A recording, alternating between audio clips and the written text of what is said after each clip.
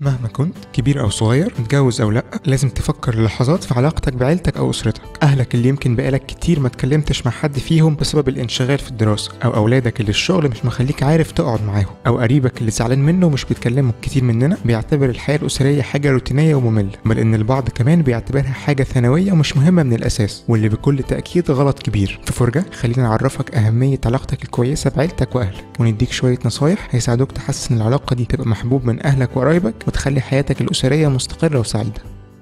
لازم تفهم كويس شخصيات أهلك وطباعهم، وتبقى عارف إنها وارد تكون مختلفة كتير عن شخصيتك وطباعك أنت، ولكن واجب عليك إنك تحترمها وتقدرها وتتفهم إن الاختلاف ده مش غلط. علاقتك بيهم مش علاقة مؤقتة أو مرهونة، فلازم تلاقي طريقة تتعايش بيها معاهم وتتقبل شخصياتهم بكل مرونة. لو قدرت تعمل كده، مشاكل كتير جدا وخناقات لا نهائية هتقل بنسبة كبيرة من علاقتكم. بمناسبة الخناقات والمشاكل، مفيش شك ان كل أسرة فيها مشاكل كتير، واي شخصين سواء قرايب او لأ لازم بيختلفوا ساعات، لكن لو تعلم نفسك ازاي تتعامل معاها حياتك هتبقى اسهل بكتير. خلي في حدود للنقاش والخناقات، ومهما حصل مش مسموح ابدا انكم تزعقوا او تنفعلوا اكتر من اللازم. لو حدود النقاش واضحة بينكم كويس من الأول، المشكلة لازم هتلاقي طريقها للحل في الآخر. وخليك مدرك إن حتى لو الموضوع تفاقم فحتما ولابد لازم تسامحه في النهاية. تاني، لأن علاقتك بالشخص ده مش عابرة، دي علاقة هتدوم طول العمر.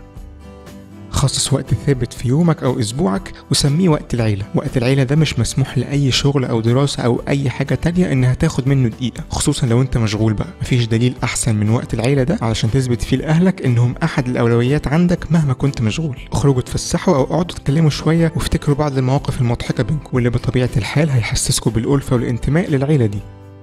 احرص انك تكون مشجع لاي حد من اهلك بيحاول يجرب او يتعلم حاجه، حتى وان كانت الحاجه دي مش من اهتماماتك، لكن ان كان في حد واجب عليه انه يحمسه ويشجعه فاكيد هو انت. كمان احرص انك تكون اول حد جنبه في اي مشكله او ضيق، اسمع منه وساعده يحل مشاكله لو تقدر. نجاح حد من عيلتك ليه نفس طعم نجاحك بالظبط، فحاول بكل اللي تقدر عليه انك تساعد اهلك ينجحوا في كل مجالات حياتهم.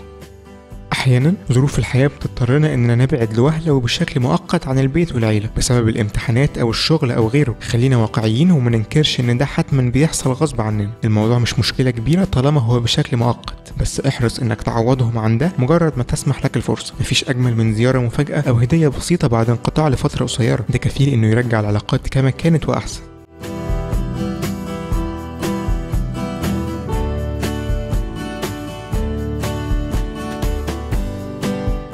خلاص الفيديو خلص، مستني ايه؟